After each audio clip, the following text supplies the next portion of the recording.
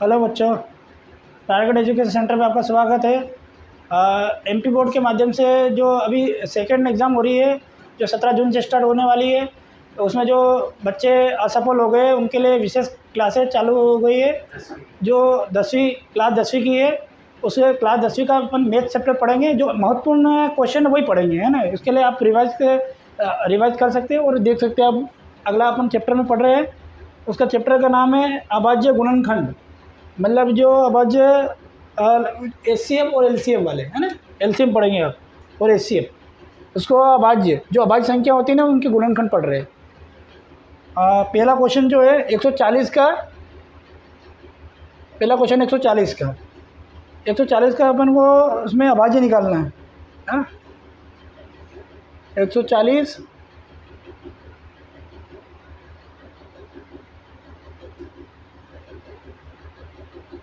अभाज्य का मतलब वो होता है, ये जो संख्या होती है अभाज्य का, कि उसी से गुणा, मतलब उसी से भाग उसी से जाना चाहिए जो संख्या है। मतलब जैसे 2 3 नहीं, जो अगर 14 है तो 7 से कट रहा है, 2 से कट रहा है, ऐसे, है ना। 3 तो होगी नहीं, 2 4 ऐसी अभाज्य संख्या है, ठीक है। तो 140 है, तो सबसे बड़ी संख्या किससे जा रही है? 140। अगर आप करो तो 2 से भी हो जाएगा, और आप अगर 2 से करो तो बहुत लंबा हो जाएगा। आपको एग्ज़ाम में अगर 2 से करोगे तो आपको टाइम बहुत ज़्यादा जाएगा। तो आप करिए ना 7 से करना। 7 के साथ 7 दूनी 14, 20, फिर इसके बाद आ जाएगा 5, 5 चौक 20, ठीक है। फिर इसके बाद 2 से 2, फिर 2 से 1, ठीक है। और इसके बाद 7 गुणित 5 गुणित 2 गुणित 2। इसके इक्वेशन बनाना सबसे 35, ठीक है। 35 70 70 35 70 का डबल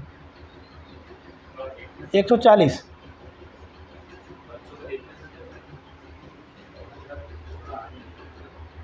है ना। अभाज्य संख्या है ये, है ना। गुणनखंड करना अपन को, ये गुणनखंड 140 का 40 आ रहा है ना। जैसे आप बड़ी से बड़ी संख्या से कोशिश करना। शुरुआत में अभाज्य का मतलब होता है बड़ी से बड़ी संख्या का आप एलसीएम लेना। बड़ी से बड़ी संख्या का आप एलसीएम लोगे, उसमें आपको बड़ी से बड़ी संख्या का लेने के बाद आपको ये 140 का गुणा करने के बाद उसका गुणनखंड कितना का 140 का बन रहा है, ठीक है। अब अगला अपन देखते हैं।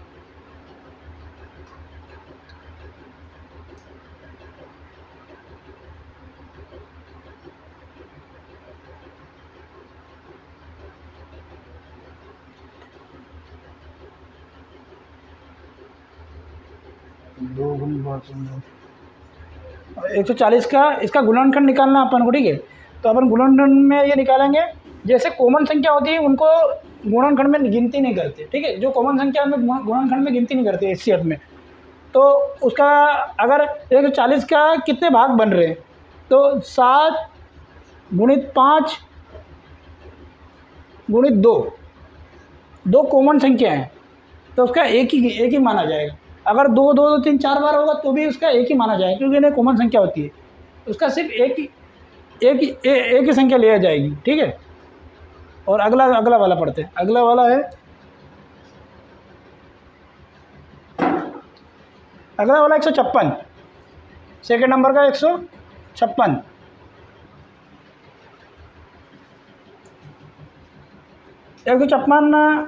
जो 156 है, इसका अपन एलसीएम निकालेंगे। 156, ठीक है। 156 बड़ी से बड़ी संख्या बताइए। 156 का कौन से इसमें जाएगा, तो आप 156 का भाग भी देके देख सकते हो। जैसे 12 से जाएगा, 12 से नहीं जाएगा, बड़ी संख्या लीजिए अपन को। 6 है तो 156 में कटेगा, ये 13 से कटेगा, देखना 156 में। तो 13 कम 13, ठीक है। 14 15 2 और 26, 13 का 13, 13 दूनी 26। कितनी बार जा रहा? 12 बार जा रहा, ठीक है। आप ऐसे भाग दे के भी देख सकते हो। तो ये बड़ी से बड़ी संख्या 13, 14 से जाएगा नहीं, 13 से चला जा रहा है, ठीक है। 13 कितनी बार गया, 12 बार गया। अब 12 का इससे बड़ी संख्या 6 से कर दो,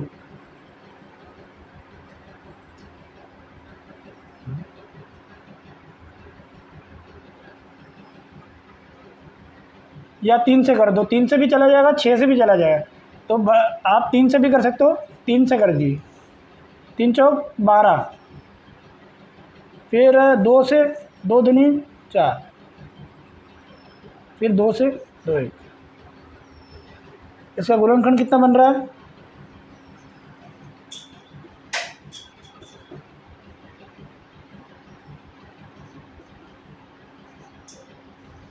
13 26 39, 39 का अगर आप 39 का 2 में करोगे, 2 में करोगे तो आपको कितना आ जाएगा इसमें, 118 80 लेख, 2 का 2 में 3 का गुणा करोगे तो 6 1 7 78। फिर इसके बाद आप फिर 2 में कर लोगे, ये है यहाँ पे देख लेना, 78 में आप फिर 2 का गुणा करोगे तो कितना आएगा, 8 का 8 16 16 80 लेख, 7 14 14 ने 15 आ रहा 156। ये तो इसका गुणनखंड का समझ गए होंगे कि गुणनखंड का मतलब ये होता है कि इसमें गुणनखंड करने पर भी 156 आना चाहिए। अगर अपन चाहते तो अपन ये 2 से भी जा सकता था, लेकिन 2 से ये 156 गुणा करने पर नहीं आएगा, संख्या बढ़ जाएगी उसकी, ठीक है। इसका 100 बराबर 156 आ रहा। अब मैंने आपको बताया था जैसे गुणनखंड में संख्या कोमल संख्या नहीं लेते, जो डबल संख्या रिपीट होती है वो उसको नहीं लिया जाता। तो जैसे 13 गुणित 3 गुणित 2, ठीक है, ये गुणनखंड है किसका, 156 का गुणनखंड है, ठीक है, याद रखना। अब अगला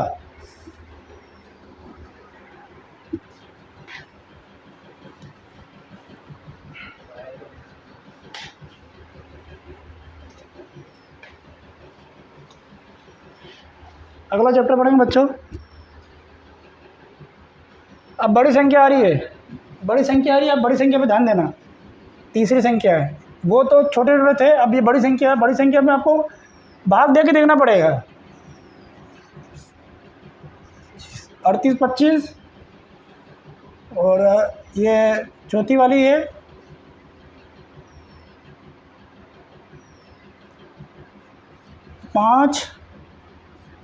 5005, ठीक है। अब इसको गुणनखंड में बदलना आप दोनों, ठीक है। तो आपको ये भाग दे के देखना पड़ेगा। सबसे पहले आपको अगर बड़ी संख्या लग रही है तो सबसे पहले इसको भाग दे दो कि भाई ये कौन सी संख्या से पूरा पूरा कट रहा है। ये अगर लगभग आपको ये जहाँ 5 पीछे आ रहा है तो 100% ये है कि जो भी संख्या कट रही है उसके पीछे 5 आना जरूरी है। अगर बाई चांस बड़ी संख्या है, आप पहले भाग दे के देखना पड़ेगा कि किसके नज़दीक है। जैसे 3800 है तो इसमें आपको भाग दे के देखना पड़ेगा। जैसे 18 से नहीं जाएगा, ये 18 से छोटी संख्या आती है 17 से चला जाएगा। 17 से करके देखते हैं। 38 25 17 34, 17 का 17 17 तो नहीं 34, कितने 4 बच रहे हैं, 42 2,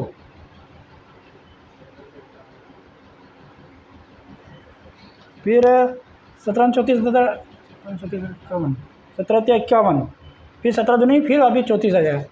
17 51 51 आ रहा है, उसमें नहीं जाएगा तो फिर 34 लिख दो और माइनस कर दो। माइनस करने पे कितना है ना, 12 में 4 गई तो 8 और इसमें कट जाएगा। इसके बाद ये 17 पंजे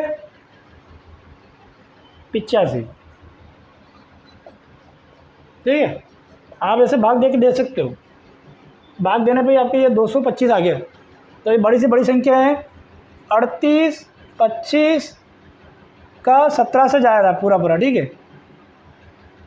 इसमें आ रहा 225 और 225 जाएगा 5 से। अब ये 5 से कट जाएगा, 5 से कट जाएगा, ठीक है।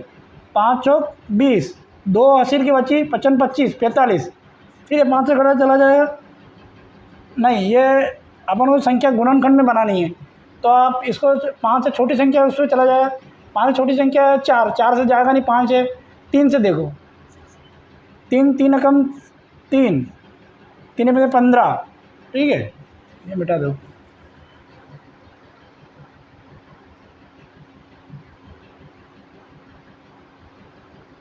नहीं, ये 5 से चला जाएगा, एक मिनट, ये 5 से चला जाएगा। 5 9 45, बड़ी से बड़ी संख्या है, 5 9 45, और ये 3 से जाएगा, 3 तिया 9, फिर 3 एकम 3, ठीक है। अब इसका गुणनखंड बनाइए, 17 गुणित 5 गुणित 5 गुणित 3 गुणित 3। अब इसको करने पे कितना आ रहा है, अब इसको आप सोल्व कर सकते हो। 17 में 85, 85 में 5 का गुणा करना, फिर 3 का गुणा करना, फिर 3 का गुणा करना, ये कितना आएगा इसका आंसर? 38, 25 इसका ये आंसर आएगा। और इसका गुणनखंड कितना बनेगा वो बताता हूँ मैं आपको। पहले मैंने आपको रिपीट कराया था पिछले सवाल में, जो कॉमन संख्या 3 आती है उसको नहीं लिया जाता है, सिंगल फैक्टर देखा जाता है, ठीक है। सिंगल फैक्टर में कौन कौन सा है बताइए? 17 गुणित 17, फिर 5 है, 5 भी सिंगल फैक्टर में ही है, डबल है, और 3 है। ये यहाँ पे आप ये कितना आ रहा है? 5 कितनी बार आ रहा है? 2 बार आ रहा है। 3 कितनी बार आ रहा है? 2 बार आ रहा है। तो ये अभी इसके है, ये आप याद रखने के लिए ये लगाना पड़ेगा, ठीक है। ये आपका गुणनखंड है, यही आपका आंसर है। आंसर ये है आपका, याद रखना है ना। ये तो आपका है, ये इससे बना हुआ है, ये आपको चेक करके देखना पड़ेगा। 17 गुणित 5 गुणित 5 गुणित 3 गुणित 3, अगर इसको आप गुणा करोगे 38 25 का आ जाएगा एलसीएम, बड़ी से बड़ी संख्या ऐसे बोलते हैं इसको, ठीक है। अब अगला अपन ये 5 वाला देखेंगे, ठीक है।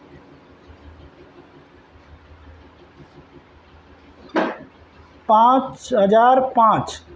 आप इसको यहाँ साइड में आप गुणा कर सकते हो, आप गुणा मतलब भाग दे के देख लेना। 5005, इसका पहला ये किस संख्या से जा रहा है? जैसे 13 संख्या से जा रहा है। 13 कम 13, 13 दिन 26, 13 39, 13 चौक 52, 13 चौक 52 आएगा, 52 तो आएगा नहीं, तिया, ठीक है। अगर आपको इसे समझ में नहीं आ रहा तो आप सबसे पहले ये है कि मुख्य, जैसे मैं आपको बता देता हूँ, अगर आपको ऐसे डायरेक्ट समझ में नहीं आ रहा तो आप क्या करना, भाग देना, ठीक है। ये एक मिनट आपको कहाँ दे देता हूँ, ये यहाँ देख लीजिएगा ना। 5005 आपको 13 से भाग देना है, जैसा बड़ी से बड़ी संख्या लेनी है, ठीक है। आपको भाग दे के देखना पड़ेगा। अगर जो पूरा जा रहा है, मतलब ये संख्या का मतलब ये है, ये संख्या पूरी एक ही पहाड़े से जानी चाहिए, मतलब एक ही संख्या से जानी चाहिए। ऐसा नहीं आपने अभी 5 का कर लिया तो 5 का यहाँ पे 0 है, कभी ये जाएगा नहीं, 0 कहाँ लगाओगे? 13 से पूरा जा रहा है, अभाज्य संख्या है। 5 अभाज्य संख्या है, मतलब नहीं, ये 13 अभाज्य संख्या, ठीक है। मैं अभाज्य संख्या का आपको एक अलग से वीडियो, अभाज्य संख्या कौन सी होती है उसके लिए मैं एक अलग से वीडियो बना के आपको मैं सेंड कर दूँगा, ठीक है। अब ये 13 से देखिए, 13 का जा रहा है, 13 13 26 39, 39 39 माइनस करोगे 1, और फिर इसके बाद हासिल बचेगी 4, 1 11, फिर 0 ने 13 8 104, 104, 13 8 24 8 9 10, 13 8 104, ठीक है। 13 8 104, ये 104 110 में 4 गया तो 6 बचे, 65, 13 पंजे 65। पहाड़ा आना चाहिए आपको, कम से कम ज़्यादा नहीं तो मेरे हिसाब से आपको 25 तक तो पहाड़े याद होना ही चाहिए। आज की कंडीशन में 25 तक पहाड़े इस पर होना चाहिए, तो आप सवाल कर पाओगे, नहीं तो नहीं कर पाओगे।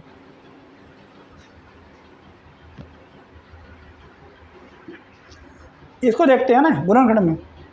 385 अपने निकाला था, भाग देखिए।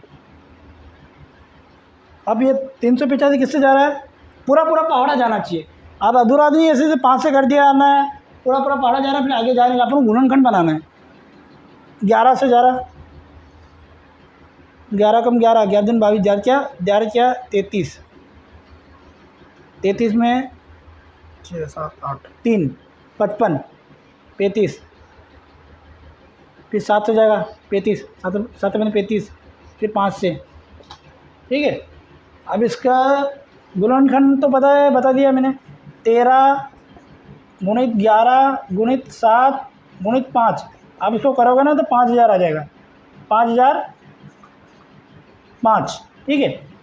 और इसका तो कॉमन फैक्टर है ही नहीं, तो यही संख्या आंसर इसका। 13 गुणित 11 गुणित 7 गुणित 5, ये इसका आंसर है।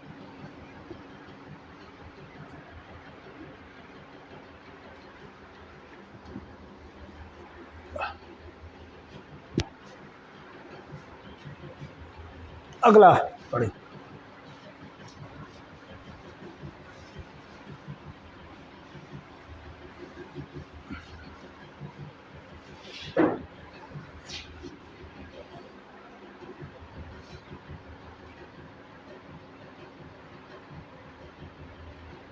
अगला क्वेश्चन है 5वां नंबर का। ये 5 वाला रह गया था, इसको पढ़ना, ये अपना ख़त्म हो जाएगा। ये वाला अभाज्य वाला गुणनखंड, मैं अभाज्य संख्या भी लिख दूंगा आपके लिए, तो जिससे आप पहचान लोगे अभाज्य संख्या कौन सी होती है। 5वां है 7429, इसका गुणनखंड निकालना है आपको। 7429 का गुणनखंड पूरी संख्या से जाना चाहिए, बड़ी से बड़ी संख्या वो मतलब अभाज्य संख्या से ही जाना चाहिए। और मैं अभाज्य संख्या आपको बताता हूँ, ये वाला अपन कर लेते हैं, इसके बाद आपको एक अभाज्य संख्या बताता हूँ।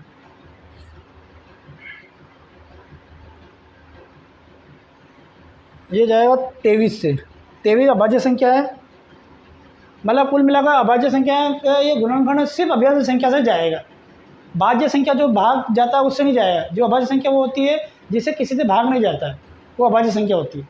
और भाज्य होती है जो जिससे कॉमन मतलब सम संख्या होती है। ये विषम संख्या है एक तरफ से। 23 विषम संख्या, जिससे 23 आप किसी पे भी गुणा करोगे मतलब भाग दोगे तो 23 किसी भी संख्या में नहीं जाएगा। अब 23 का आप इसको भाग दे के देखोगे ना, तो 23 का 23 दूनी 46, तो 23 तिया 63, तो ये 23 तिया में चला जाएगा। और 2 3, आपको इतना सारा वो 4 सवाल करा है, उसमें से आपको ये आप खुद ही करना पड़ेगा। भाग तो आपको खुद देना पड़ेगा। ये 19 से पूरा जा रहा, 19 से कम 19, और 19 तिया 44 है सर, ठीक है। 17, तो 17 कम, 23 19 17, ठीक है। आपको समझ में नहीं आ रहा होगा, लेकिन अब आपको मैं बताता हूँ। एक मिनट, ये आपने नोट कर लिया होगा। आपको भाज्य संख्या बताता हूँ आज।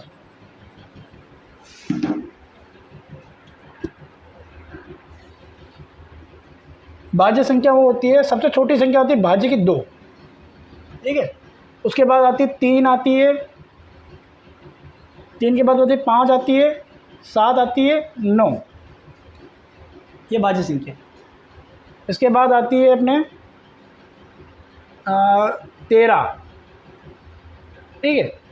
उसके बाद आती है 16, अपने 15 नहीं आती, 15 आती है, 15 30 से चल जाएगी। उसके बाद आती है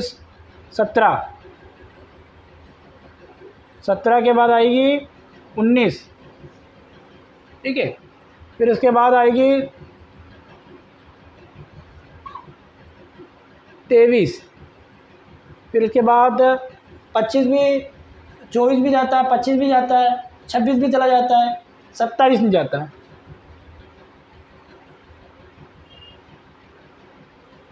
23 29, ठीक है।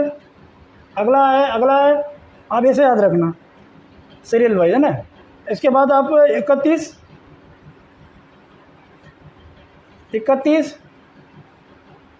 और 36, 31 36, ठीक है। ऐसे याद करो तो जल्दी आ जाता है। फिर 41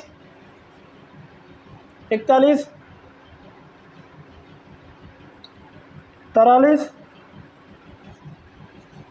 और 46 जी। फिर अगला आएगा 53 59 59 के बाद आता है 61 67 फिर 71 मतलब 71 और 73 पे भी नहीं जाता है, 79 पे भी नहीं जाता है, ठीक है। और इसके बाद एक और संख्या बचती है अपनी 83 89 और आखिरी में बचता है 97। ये याद रखना, ये अभाज्य संख्या है। अभी अपन ने जो पढ़ा है, अभी ना अभाज्य गुणनखंड पढ़ा है, आपको ये वाला अच्छी तरह याद रखना पड़ेगा। अभाज्य संख्या कौन सी होती है, और देखो सबसे छोटी संख्या, ये तो अनंत है, सबसे छोटी संख्या कौन सी है अभाज्य की? 2।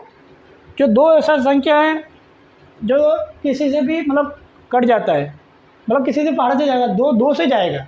अभाज्य का मतलब जिस संख्या से पूछा गया है वो उसी संख्या से भाग जाएगा, है ना। जैसे भाई जान 3 है तो 3 की संख्या 3 का है, 3 अगर खुद ये 3 है तो 3 के पहाड़े से ही जाएगा। 5 है तो 5 के पहाड़े से जाएगा, ऐसा नहीं कि 2 से पहाड़ा चला जाए, 5 7 से जाएगा, 9 से जाएगा, ठीक है। और इसके बाद 13 के पहाड़े से जाएगा, और इसके बाद 17 के पहाड़े से जाएगा, 19 के पहाड़े से जाएगा।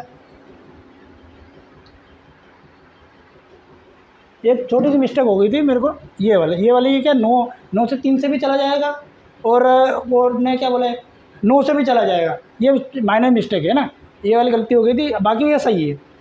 आपको ये बताता हूँ मैं, यहाँ से 2 3 5 7 इसमें 13 17 18 जो किसी के पहाड़े से नहीं जाते, खुद के पहाड़े से जाते, जो किसी भी पहाड़े से नहीं जाते, ये खुद से जाते, ये खुद के संख्या के पहाड़ा से जाता है, मतलब ये अपने खुद के पहाड़ से जाते हैं। अगर 23 में आप लाख गुना मतलब किसी भी पहाड़ से 23 को काटने की कोशिश करो, 23 नहीं कटेगा, केवल 23 के पहाड़ से कटेगा। 29 31 37 41 आप करके देख लेना। आप मतलब आप एक काम करना, आप इस संख्या से, इसी संख्या से किसी 2 से 3 से 9 से 8 से आप इसको भाग पूरा मतलब 0 आना चाहिए शेष पर, काट के देखना आपको 47 53 59 61 67, और क्योंकि 62 भी चला जाएगा, 63 भी चला जाएगा, 63, और ये 71 73 79 और 83 89 97 भी अभी अंतिम संख्या 100 की, ठीक है। ये किसी मतलब खुद के पहाड़ जाती है। अपन ये अभाज्य गुणनखंड अगले वाला इसमें अपन अभी भी पढ़ा है, अभी जस्ट पढ़ा है, ये अभाज्य गुणनखंड ही है। तो ये अपने अभाज्य गुणनखंड यहाँ से समाप्त होता है, अगला अपन चैप्टर पढ़ेंगे। धन्यवाद दोस्तों, चैनल को लाइक सब्सक्राइब कर देना।